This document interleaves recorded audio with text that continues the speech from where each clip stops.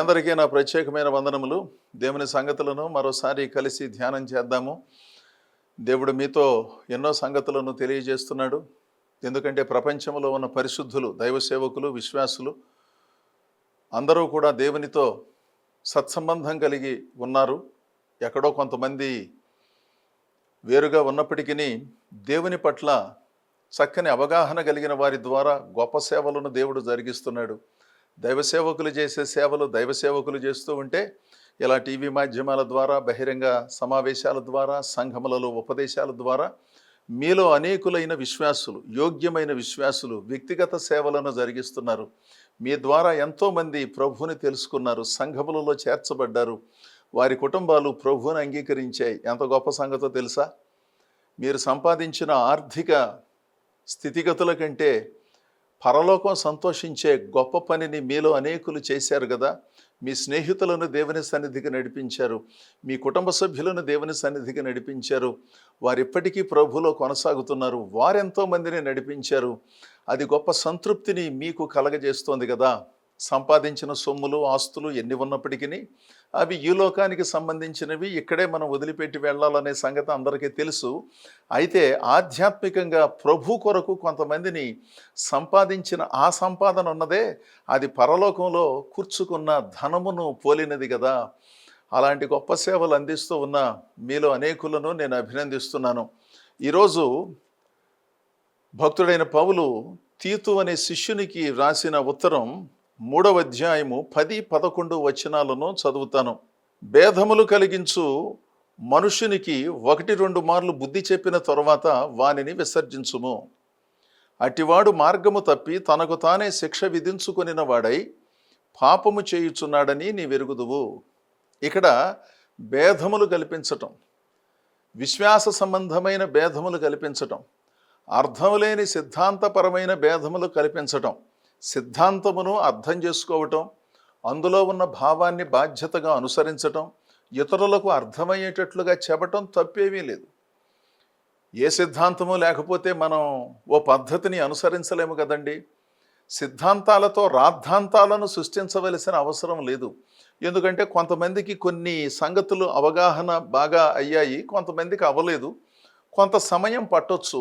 అలాంటప్పుడు వాటిని ఏ విధంగా చెప్పాలో, ఏ విధంగా ఒప్పించాలోననే సంగతి నేనైనా మీరైనా మరెవరైనా తెలుసుకోవాలి. కానీ అనవసరంగా ఇతరులపైన పైచేయి సాధించాను అనుకోవటానికి మనము అనవసరమైన గలిబిలిని సృష్టించుకోవలసిన అవసరం లేదు. వాస్తవాలు చెప్పినప్పుడు అంగీకరించే పద్ధతి అవతల వైపున కానీ యువతల వైపున కానీ ఉన్నప్పుడు దానిని మనం అభినందించాలి. ఎవరికి వాళ్ళు నేను గెలిచాను అనే పరిస్థితిలో ఈ రోజుల్లో మనం ఎక్కువగా వింటున్నాం కదా. అంటే బరిలో విజేతలు ఒకరే ఉంటారు, 2, 3, 4 ఉండరు కదా. కాకపోతే ఎవరికి వారు నేను గెలిచాను, నేను వారి నోళ్ళు మూయించాను అని అనుకోవటం, వాళ్ళేమో ఇతరుల నోళ్ళు మేము మూయించామనుకోవటం, ఇలాంటి వాటి వలన పెద్ద ప్రయోజనం లేదు. వాస్తవాలను అంగీకరించి అందులో ఉన్న భావాన్ని గ్రహించే పద్ధతులను అనుసరించినప్పుడే కొన్ని సంగతులు ప్రజలు అర్థం చేసుకోవడానికి అవకాశం ఉంటుంది. ఇక్కడ భక్తి సంబంధమైన భేదములు కల్పించే వారికి 1-2 సార్లు బుద్ధి చెప్పిన తర్వాత వానిని విసర్జించుము. ఇదేంటండి బాబు, ప్రేమతో జీవితాంతం చెప్పుకుంటూ పోవాలి కదా. నీ సోదరుడు తప్పు చేస్తే 70 సార్లు, 700 సార్లు, 7000 సార్లు క్షమించుకుంటూ వెళ్ళాలి కదా. అది నిజమే. విసర్జించటం అంటే దాని అర్థం వాళ్ళను క్షమించకపోవటం కాదు. వాళ్ళు వినే మనసులో లేనందున మనం చెప్పినా వాళ్ళు పట్టించుకోవట్లేదు కనుక కొన్ని సంగతులను ఉపసంహరించుకోవటం అన్నమాట. అలాగని వాళ్ళను ద్వేషించటమో, వాళ్ళను క్షమించకపోవటమో కాదు. అంటే విశ్వాస సంబంధమైన భేదములు, భక్తి సంబంధమైన భేదములు కలిగించే వాళ్ళు చాలా కీడు చేస్తున్నారు సంఘాలలో. అదేమంటే దేవుడు నాతో చెప్పాడు అంటారు కొంతమంది. సంతోషమే, దేవుడు చెబుతాడు కదా, దేవుడు మాట్లాడతాడు, దేవుడు దర్శనాన్ని ఇస్తాడు, రకరకాలుగా మాట్లాడతాడు, సంతోషమే. దేవుడు చెప్పినది ఎప్పుడూ కూడానండి జరిగి తీరుతుందండి. అదొకటి గుర్తుపెట్టుకోండి. అది ప్రవచనమైన దర్శనమైన దేవుడు నిజంగా చెబితే అది జరిగి తీరాలంతే. అది ఇప్పుడు కాకపోతే 5 సంవత్సరాల తర్వాత అయినా 10 సంవత్సరాల తర్వాత అయినా అది జరిగి తీరుతుంది. అంతేగాని అర్థం లేకుండాను ప్రతిసారి దేవుడు నాతో చెప్పాడు, దేవుడు నాతో మాట్లాడుతున్నాడు అని అంటారు కొంతమంది. మరి అంత గొప్పగా మాట్లాడితే మరి ఆ మాట్లాడిన మాటలు నెరవేర్పు రావట్లేదు, దానికి సంబంధించిన భక్తి జీవన విధానం లేదు. ఊతపదంలాగా దేవుడు నాతో మాట్లాడాడు, దేవుడు సంఘముతో మాట్లాడుతున్నాడు, దేవుడు ఈ మాట మీతో చెప్పమన్నాడు, ఇలాంటి వాటితో ప్రజలను కాస్త భ్రమకు గురి చేసే పద్ధతులు కూడా ఉన్నాయి. ఇప్పుడు నేను చెప్పే సంగతులు దేవుని మాటలే కదా. దేవుడు బైబిల్లో చెప్పిన సంగతులను నేను మీకు జ్ఞాపకం చేస్తున్నాను, నేను మీకు తెలియజేస్తున్నాను. దేవుని పక్షముగా నిలబడి నేను మాట్లాడుతున్నాను. ఇవి దేవుని మాటలే. అంటే ప్రవచనము దర్శనము అంటే మనం నిద్రపోయినప్పుడు, ప్రార్థనలో ఉన్నప్పుడు వచ్చినప్పుడే కాదు కదా. ఇది కూడా ఆధ్యాత్మిక ప్రవచనమే కదా. దేవుడు ప్రవచనం ద్వారా ఏం చెబుతున్నాడు? మీరు ఇలా ఉండండి, అలా ఉండండి అని చెబుతున్నాడు. ఇప్పుడు మనం దేవుని వాక్యం ద్వారా ఏం చెప్పుకుంటున్నాం, ఏమి వింటున్నాం, మనం ఎలా ఉండాలో అనేది మనం చెప్పుకుంటున్నాం. కొన్నిసార్లు మనం ఎంత స్పష్టంగా చెప్పినప్పటికీ విని అర్థం చేసుకోలేని వాళ్లకు దేవుడు ప్రవచనం ద్వారా అదే సంగతిని తెలియజేస్తున్నాడు. బైబిల్లో ఉన్న సంగతులు మనకు అర్థం కానప్పుడు దర్శనము ద్వారా కాస్త వివరముగా దేవుడు వారికి ఆ సంగతి తెలియజేస్తున్నాడు. బైబిల్లో లేని సంగతులను దేవుడు దర్శనాలు ప్రవచనాల ద్వారా చెప్పడండి. బైబిల్లో ఉన్న వాటికి అనుబంధంగానే ఉంటాయి అవి. అంతేగాని విచిత్రంగా, విడ్డూరంగా, అసలు ఎవరికీ లేని అనుభవాలు అన్నట్లుగా వింత వింతగా ఉండవు.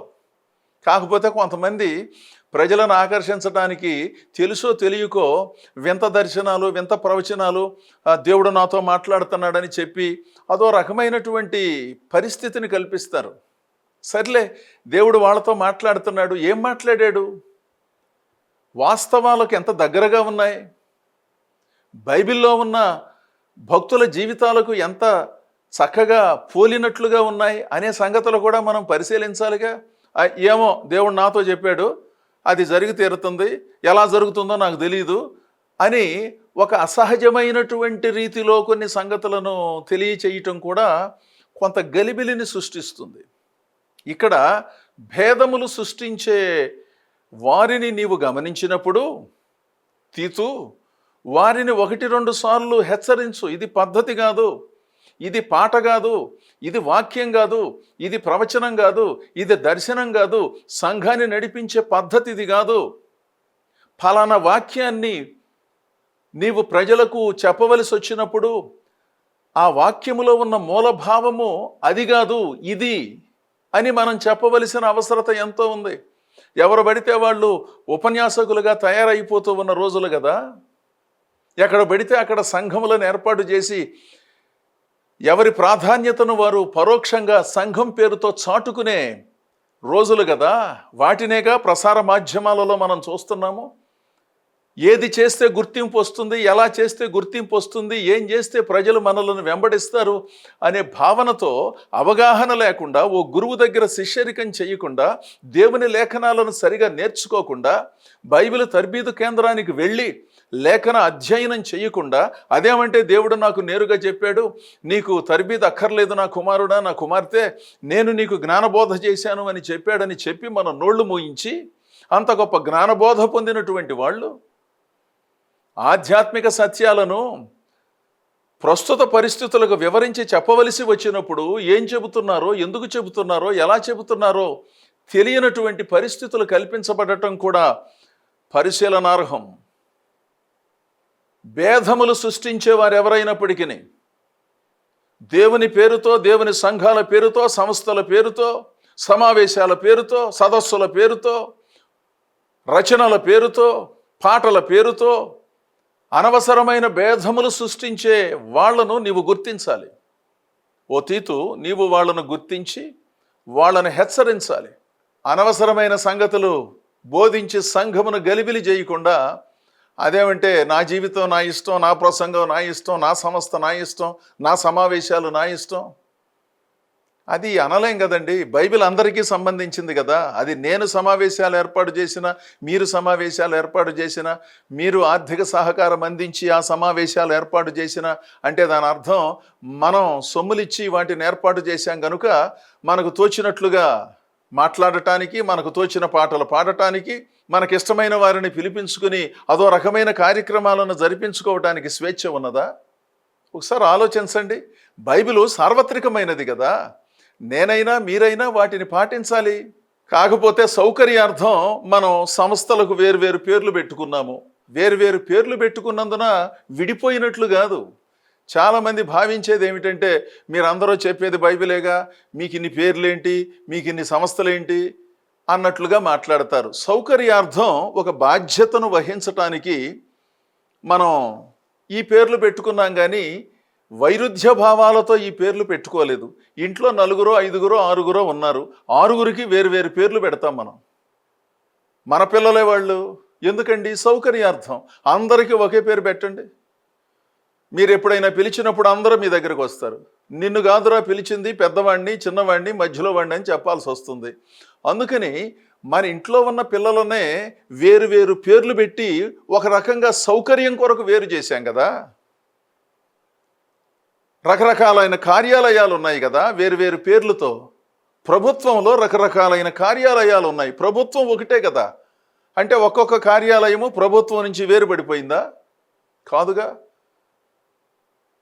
అదేవిధంగా భక్తి తత్సంబంధమైన సంగతుల దగ్గరకు వచ్చినప్పుడు ఒక్కొక్క సంస్థ ఒక్కొక్క పేరు పెట్టి సౌకర్యార్థం దేవుడు వారికి ఇచ్చిన దర్శనము, దేవుడు వారికి అనుగ్రహించిన ఆర్థిక వసతుల పరిధిలో సంఘాలను నిర్మాణం చేయటం, బైబిల్ స్కూళ్ళను నిర్మాణం చేయటం, కొన్ని కార్యక్రమాలను జరిగించటం, ఆ పరిధిలో వాళ్ళు చేస్తున్నారు. అంతేగాని వారు వేర్పాటువాదంతో ఉన్నారు, ఒకళ్ళంటే ఒకళ్ళకు పడదో అనేది కాదు. ఎక్కడన్నా ఒకటి ఎర్ర ఏ వ్యవస్థలో ఉన్నప్పటికీ కొన్ని ఉంటాయి అనుకోండి, వాటిని మనం పెద్దగా భూతద్దంలో చూడాల్సిన పని లేదు కదా.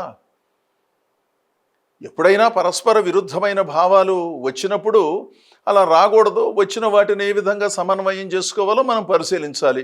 కుటుంబాలలో చిక్కులు రావట్లేదా ఏమిటి? పిల్లలు పెరిగి పెద్దవాళ్ళు అయ్యి పెళ్ళిళ్ళు చేసుకుని వాళ్ళకు పిల్లలు పుట్టిన తర్వాత కొన్నిసార్లు తోడబుట్టిన వాళ్ళల్లోనే కొన్ని విచిత్రమైన భావాలు వస్తున్నాయి. తల్లిదండ్రులు కూర్చోబెట్టి వాళ్ళను సరిచేస్తున్నారు, వాళ్ళతో మాట్లాడుతున్నారు. మరి ఒకే తల్లికి పుట్టిన పిల్లలు, ఒకే కుటుంబంలో పెరిగిన పిల్లలు పరస్పరం వైరుధ్య భావాలు, అసూయలు, ద్వేషాలు, ఈర్ష్యలు, గిట్టని ధోరణి, పట్టని ధోరణి ఇలాంటివన్నీ వచ్చినప్పుడు ఏం చేస్తున్నాం? మనం మాట్లాడవలసి వచ్చినప్పుడు మాట్లాడుతున్నాం. కొంతమంది వినట్లేదు, అప్పుడు వాళ్ళను వదిలేస్తున్నాం. ఏం చేయాలి? అలాగే ఈ ఆధ్యాత్మిక ప్రపంచంలో కూడా కొన్నిసార్లు కొన్ని సంగతులు జరుగుతూ ఉన్నాయి.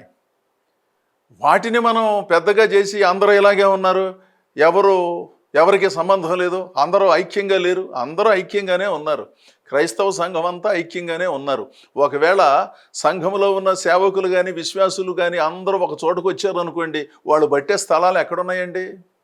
అందుకని ఆయా ప్రాంతాలలో కలుసుకుని ప్రార్థనలు చేస్తున్నారు దైవ సేవకులు వివిధ పేర్లతోనూ.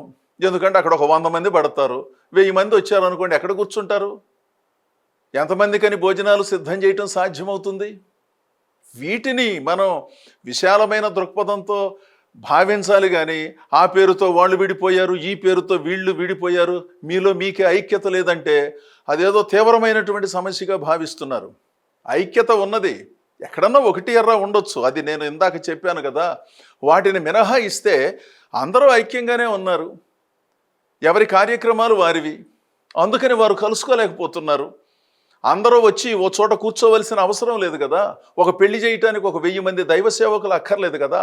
ఒక సమావేశంలో మాట్లాడటానికి ఒక 50 మంది దైవ సేవకులు అక్కర్లేదు కదా. 50 మంది 50 స్థలాలకు వెళ్ళి దేవుని సువార్త చెబుతారు కదా. అంటే ఆ 50 మంది రాలేదు గనక వీళ్ళు కలిసి లేరురా, వీళ్ళల్లో వీళ్ళు ఇబ్బంది పడుతున్నారని మనం చెప్పుకుంటే ఎట్లాగూ?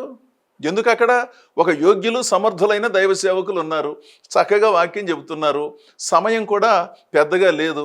అలాంటప్పుడు 10 మంది వేదిక పైన కూర్చోవలసిన అవసరం ఏమున్నది? ఒకవేళ నేర్చుకోవాలండి, వేరే సమావేశం కూడా లేదు కనుక దైవదాసులు చెప్పే వాక్యం వినటానికి వచ్చాను, మంచిదే. కాస్త ఈ సంగతులను విశాలమైన దృక్పథంలోనే అర్థం చేసుకోవాలి. అయితే ఇక్కడ తీతుతో పౌలు భక్తుడు చెప్పిన మాట విశ్వాస సంబంధమైన భేదములు, సిద్ధాంతపరమైనటువంటి విచిత్రమైన సంగతులు, ప్రజలను ఆశ్చర్యచకితులను చేస్తూ నేను చెప్పిన సంగతులు భూలోకంలో ఎవరో చెప్పరో అన్నట్లుగా కొంతమంది బయలుదేరతారు. ఒకవేళ దేవుడు వారికి ప్రత్యక్షతనిచ్చి అలా చెప్పించాడు అనుకోండి, దానిని మనం అంగీకరించాలి. కానీ అత్యంత సామాన్యమైన సంగతులు చెబుతూ వాళ్ళేదో మర్మాలను మనకు తెలియజేసినట్లుగా భావిస్తూ ఉంటారు. సర్లేండి, రకరకాలైన మనుషులను మనందరం భరించాలి కదా. ఎందుకంటే అందరికీ అన్ని సంగతులు తెలియవు. దేవుడు తన మహాకృపలో నుంచి మనలను నడిపిస్తున్నాడు, మిమ్మలను నన్ను నడిపిస్తున్నాడు. ఆయా సందర్భాలలో తెలిసి కొన్ని, తెలియక కొన్ని, బుర్ర తక్కువై కొన్ని, ఏదో ఒకటి మనం జరిగించిన దేవుడు పెద్ద మనసుతో క్షమించి మనలను నడిపిస్తున్నాడు. సిద్ధాంతపరమైన భేదములను సృష్టించే వారిని హెచ్చరించాలి, అలా వదిలేయకూడదు, హెచ్చరించాలి. వారు విననప్పుడు వారిని విసర్జించటం మంచిది. అంతేగాని వాళ్ళు చుట్టూ తిరిగి సమయాన్ని వృధా చేసుకోమాకండి. అనవసరమైన సంగతులకు సమాధానాలు ఇవ్వటం, అనవసరమైనటువంటి సంగతులను కూర్చొని మాట్లాడటం కూడా సరి అయినది కాదనేది మనలో కొంతమంది భావన కదా. ఎందుకంటే మనం చెప్పిన మాటను ఎదుటివారు అంగీకరించినప్పుడు మనం చెప్పినందున ఏం ప్రయోజనం? మనం చెప్పే మాటలు కృపాసహితంగా ఉండాలి, హేతుబద్ధంగా ఉండాలి. మరి హేతువడుగు ప్రతివానికి సమాధానం చెప్పవలసిన బాధ్యత మనకున్నమాట నిజం. ఆ సమాధానం చెప్పినప్పుడు అంగీకరించవలసిన బాధ్యత కూడా వారికి ఉన్నమాట నిజం. వారు అంగీకరించినప్పుడు ఏం చేయాలి? హేతువడుగు ప్రతివానికి సమాధానం చెప్పమంటే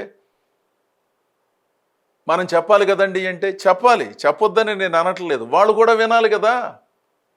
హేతుబద్ధముగా మనం దేవుని సంగతులను బోధించినప్పుడు వాళ్ళు వినరనే సంగతి తెలిసినప్పుడు మన ప్రయాస వ్యర్థం అవుతుంది కదా. పరిశీలించాలి. అయినా కొంతమంది దైవదాసులు కాస్త శ్రద్ధగా వాటిని పట్టించుకుని వారు చేయగలిగిన సేవలు అందిస్తున్నారు. ఇక్కడ మరో సంగతిని చెబుతున్నాడు. అట్టివారు మార్గము తప్పి తనకు తానే శిక్ష విధించుకొనిన వాడై పాపము చేయుచున్నాడని నీ వెరుగుదువు. అంటే వాళ్ళంతటా వాళ్లే శిక్ష విధించుకుంటున్నారు అన్నమాట. తనకు తానే శిక్ష విధించుకుంటున్నాడు. ఏది? భేదములు కలిగించే మనిషి. పక్కనాళ్ళను గలిబిలి చేస్తున్నానని అనుకుంటున్నారేమో మనకు తెలియదు, కానీ తనకు తానే దైవ విరుద్ధమైన కార్యక్రమాలను నిర్వహించి తెగబడి జరిగించి తనకు తానే శిక్షను అనుభవిస్తున్నాడు అన్నమాట. మనలో కొంతమంది పరిస్థితి ఎలా ఉంటుందంటే తమను తాము బంధించుకుని నన్నెవరో బంధించారు అంటారు. వారు గదిలోకి వెళ్ళి తలుపు వేసుకుని గడియబెట్టి అసలు నన్ను గదిలో పెట్టి తలుపులు వేశారు, నన్ను విడిపించేవాడు ఎవడో లేడా అని ప్రార్థనలు కూడా చేస్తారు. విచిత్రమైన భావాలు, దేవుని వాక్యానికి విరుద్ధమైన భావాలను బుర్రలో పెట్టుకుని అదేమంటే దేవుడు నాతో చెప్పాడని అందరి నోళ్ళు మోయించి ఇప్పుడు నన్ను ఎవరో పట్టించుకోవట్లేదు, నాతో ఎవరో మాట్లాడటం లేదు అని మళ్ళా బాధపడతారు. ఇక్కడ గమనించవలసింది తనకు తానే శిక్ష విధించుకుంటున్నాడు, ఎవరో వాళ్ళకి శిక్ష విధించటం లేదు. వాళ్ళు ప్రజలతో కలవకుండా, అవకాశం ఉన్నప్పుడు వాళ్ళ దగ్గరకు రాకుండా, అందరూ మా దగ్గరికే రావాలి, మేము ఎవరి దగ్గరికి వెళ్ళము, ఎందుకంటే మేము ఉన్నత స్థానంలో ఉన్నామని భావించి తమను తాము మరుగు చేసుకుని తమ భావాల చేతిలో తాము బంధీలుగా మారి వాళ్ళు రాలేదు, వీళ్ళు పట్టించుకోలేదు, వాళ్ళు పట్టించుకోలేదంటే అన్నిసార్లు అందరికీ పట్టించుకోవడం సాధ్యం కాదు కదా. వాళ్ళు కూడా వీళ్ళను పట్టించుకోవలసిన అవసరత ఉన్నది కదా. యేసు ప్రభు అంతటి వాడు పరలోకము నుండి భూలోకానికి వచ్చి తనను తాను తగ్గించుకొని రిక్తునిగా చేసుకుని మన జీవితాలను ఉద్ధరించడానికి ఎంత ప్రయాసపడ్డాడో తెలుసు కదా. మనందరం ఆ బోధలు చేస్తూ బాధలలో నుంచి విడుదల పొందుతున్నాం కదా. అలాంటప్పుడు సేవలో ఒత్తిడిగా ఉన్నందున రాలేని పరిస్థితులుంటే వాటిని మనం అర్థం చేసుకోవచ్చు. సేవలో ఒత్తిడి లేకపోయినా ఒత్తిడిగా ఉండటమే సేవ అనుకుని భావించి కొన్ని కార్యక్రమాలకు ఉపసంహరించుకొని మనలను మనం హెచ్చించుకునే పరిస్థితులు జరిగించడం కూడా సరి అయినది కాదు కదా. మీరు ఒత్తిడిగా ఉంటారు, నేను కూడా ఒత్తిడిగానే ఉంటాను. అలాగని 365 రోజులు 24 గంటలు క్షణం తీరిక లేకుండా నేనేమి ఉండనుగా. కొంతమంది ఉంటారేమో, ఆ సంగతి నాకు తెలియదు. ఒత్తిడిగా ఉన్న రోజులు, ఒత్తిడిగా ఉన్న సందర్భాలు చాలా ఉన్నాయి, రాత్రి పగలు. అదే సమయంలో కాస్త సమయం దొరికిన సందర్భాలు కూడా ఉన్నాయిగా. అలాంటప్పుడు కాస్త వాస్తవ కోణంలో ఈ సంగతులన్నీ ఆలోచించాలి, కానీ దాన్ని కూడా ఒక విచిత్రమైన భక్తి ముసుగులో నడిపించుకుంటూ వెళ్ళనక్కర్లేదు. తనకు తానే శిక్ష విధించుకుంటున్నాడు గనుక అలాంటి వాళ్ళను విసర్జించటం చాలా ప్రాముఖ్యము అని చెప్పాడు. 2 తిమోతి పత్రిక 3వ అధ్యాయము 5వ వచనములో తిమోతికి పౌలు భక్తుడు ఉత్తరం రాస్తూ చెప్పిన మాట, పైకి భక్తి గల వారి వలె ఉండియు దాని శక్తిని ఆశ్రయించు వారునై ఉందురు, అట్టి వారికి విముఖుడవై ఉండుము. చక్కని సూచనలు. ఎవరితో పడితే వాళ్ళతో సహవాసం చేయటం. నా ప్రాణమిత్రుడండి, అసలు మేమందరం ఒకే కుటుంబం అండి, అసలు మేము ఒక తల్లికి పుట్టకపోయినా మేమందరం ఒకటేనండి, మంచిదే. సహవాసం కలిగి ఉండటం, ప్రేమ కలిగినప్పుడు దగ్గరగా ఉండటం. కానీ ఏ సంగతి వాళ్ళను దగ్గర చేసింది? వాళ్ళను దగ్గర చేసింది కులమా? వాళ్ళను దగ్గర చేసింది ఆత్మజ్ఞానమా? వాళ్ళను దగ్గర చేసింది ఆర్థిక స్థితిగతుల? వాళ్ళను దగ్గర చేసింది ఆధ్యాత్మిక అనుభవమా? ప్రార్థనా జీవితమా? పైకి భక్తి గలవారి వలె ఉండి శక్తిని ఆశ్రయించని వారికి విముఖుడవయుండు. వాళ్లకు చెప్పవలసిన సంగతులు చెప్పు, అంతేగాని వాళ్ళ చుట్టూ తిరగనక్కర్లా. ఎందుకంటే నువ్వు చెప్పిన వాళ్ళు వినరు గనక. వీటిని మనం పరిశీలించాలి. భక్తి లేని వాళ్ళతో, పద్ధతి లేని వాళ్ళతో, క్రమశిక్షణ లేని వాళ్ళతో, దేవుని భయం లేని వాళ్ళతో, నామకార్థంగా భక్తి చేసే వాళ్ళతో ఓ స్నేహం చేసేయటమోనో, అదేమంటే వాళ్ళు నా స్నేహితులని ఎక్కడ పడితే అక్కడ కలుసుకోవటం, ఎక్కడ పడితే అక్కడ వాళ్ళతో మాట్లాడటం వలన ప్రయోజనం లేదు. కాస్త ప్రార్థన చేసే వాళ్ళతో, సహనం కలిగిన వాళ్ళతో, మంచి ఆలోచన విధానం కలిగిన వాళ్ళతో, సంఘమును ప్రేమించే వాళ్ళతో, క్రొత్త వారికి సువార్త చెప్పాలనే ఆ ఆరాటం, పోరాటం కలిగిన వాళ్ళతో మనం స్నేహం చేయాలి. అంతేగాని అనవసరమైనటువంటి వారికి అధిక ప్రాధాన్యతనివ్వవలసిన పని లేదు. పైకి భక్తి గల వారి వలె ఉండి దాని శక్తిని ఆశ్రయించని వారి చుట్టూ ఓ పెద్దగా తిరగమాక. ఎందుకంటే వాళ్ళ వలన పెద్ద ప్రయోజనము లేదు. ఇట్టి వారికి విముఖుడవై ఉండుము.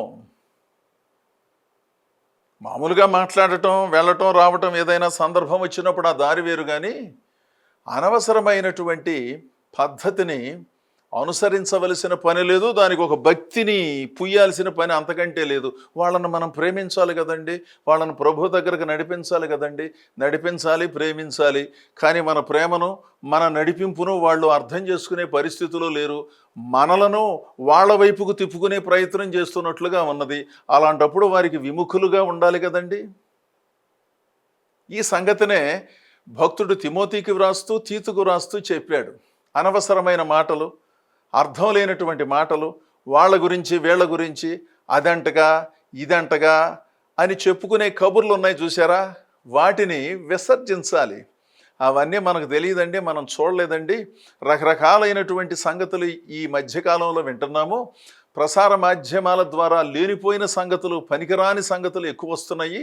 అధిక స్వేచ్ఛను వాడుకొని పెద్ద చిన్న లేకుండా ఏకవచన ప్రయోగాలు చేస్తూ దూషిస్తున్నారు. అలాంటి వాటిని బైబిల్లో ఉన్న అక్షరాలుగా మనం భావించాల్సిన పని లేదు అని ఒకరికి ఒకరు బోధ చేసుకుని బాగుపడాలి. బైబిల్లో ఉన్న సంగతులను మనం అనుసరించాలి. కానీ రోజుకొక మాట చెబుతూ ఉంటారు. వాళ్ళు ఏనాడు ఒక మనిషిని ప్రభు దగ్గరకు నడిపించలేదు, ఏనాడు ఒక సంఘాన్ని బాధ్యతతో నడిపించలేదు, ఏనాడు ఎవరికి విధేయులై ఉండలేదు. కానీ వాక్యాలను విశ్లేషించి మాత్రం దానికి అనుబంధంగా వారి అభిప్రాయాలను తెలియజేస్తూ ఉంటారు.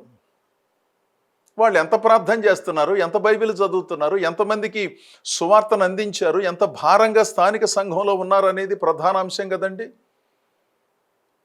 పెద్దలనే గౌరవం లేకుండా అదో రకమైనటువంటి భావాన్ని, పరుష పదాలను వినియోగిస్తూ అర్థం లేనటువంటి రీతిలో స్వేచ్ఛను దుర్వినియోగం చేస్తూ ప్రసార మాధ్యమాల ద్వారా దాడి చేస్తూ ఉన్నారు కొంతమంది. అలాంటి వారికి విముఖులై ఉండండి. వాటిని చూడటం, వాటి చుట్టూ తిరగటం, ఆనందించటం సరి అయినటువంటి పద్ధతి కాదు. పైకి భక్తి కాదు, లోపల భక్తి ఉండాలి. హృదయపూర్వకముగా దేవుని సేవించే భక్తిని కలిగి ఉన్న వారితో స్నేహం చేయండి. మరి మిగిలిన వారిని విసర్జించలేం కదండి అంటే వాళ్ళతో మాట్లాడండి, వాళ్ళకు చెప్పాలి ఇది పద్ధతి కాదు, ఈ మాటలు మనం మాట్లాడకూడదు. ప్రభువుని విశ్వసించిన మనం వాళ్ళ గురించి వీళ్ళ గురించి అనవసరంగా లేనిపోయిన సంగతులు ఎవరో ఏదో చెబితే మాట్లాడితే బాగుండదు కదా. మన కుటుంబాల గురించి, మన పిల్లల గురించి ఎవరైనా వాళ్ళ ద్వారా వీళ్ళ ద్వారా విని మాట్లాడితే ఆ సంగతి మనకు తెలిసినప్పుడు మనం బాధపడతాం కదా. పైగా మనం దేవుని బిడ్డలము, బాప్తిస్మం పొందాము అనే ఒక విశ్లేషణాత్మకమైన భావనతో సంభాషించి వారి జీవితాలను సవరించాలి కదా. పేరు మారినంత మాత్రాన తీరు మారలేదు కదా. కొంతమందికి పేరు మార్చుకున్నారు కానీ తీరు మారలేదు, వారి పద్ధతులు మారలేదు. అలాంటి వాళ్ళకి విముఖుడవుగా ఉండు నాయన, వాళ్ళను పెద్దగా పట్టించుకోవాల్సిన పని లేదు. ఎందుకంటే పట్టించుకున్న వాళ్ళకు మనం బోధ చేయలేం గనుక వాళ్ళు దేవుడు చూసుకుంటారు అని చెప్పాడు. ఇక్కడ మనం గమనించవలసింది, అలాంటి వారు తమకు తామే శిక్షను కొని తెచ్చుకుంటున్నారు. ఎవరో శిక్షించట్లేదండి. వాళ్ళ తెలివి తక్కువ మాటలు, తెలివి తక్కువ నిర్ణయాలు, తొందరపాటు చర్యల వలన ఎన్నిసార్లు దేవుడు చెప్పినా, తోటి వాళ్ళు చెప్పినా వారు విననందున తమకు తామే శిక్షను నెత్తి మీదకు తెచ్చుకుంటున్నారు. వాళ్ళను మనం ఏం చేయలేం తీతు. అందుకని సిద్ధాంతపరమైన భేదాలను సృష్టించే వారికి చెప్పాలి. వినకపోతే ఇక వాళ్ళను వదిలిపెట్టడం తప్ప వేరే దారి లేదు. నీవు మాత్రం పద్ధతి ప్రకారం సంఘములో బోధలు జరిగించు అని తీతును తిమోతిని పౌలు భక్తుడు హెచ్చరించాడు. ఆ సంగతులను మనందరం స్వీకరించి ప్రభువును ప్రభువుగా మహిమపరుస్తూ మనందరం దేవుడు అనుగ్రహించిన ఈ జీవితాలను కొనసాగిద్దాం. దేవుడు మిమ్ములను మీ కుటుంబాలను బహుగా దీవించునుగాక. ఆమేన్.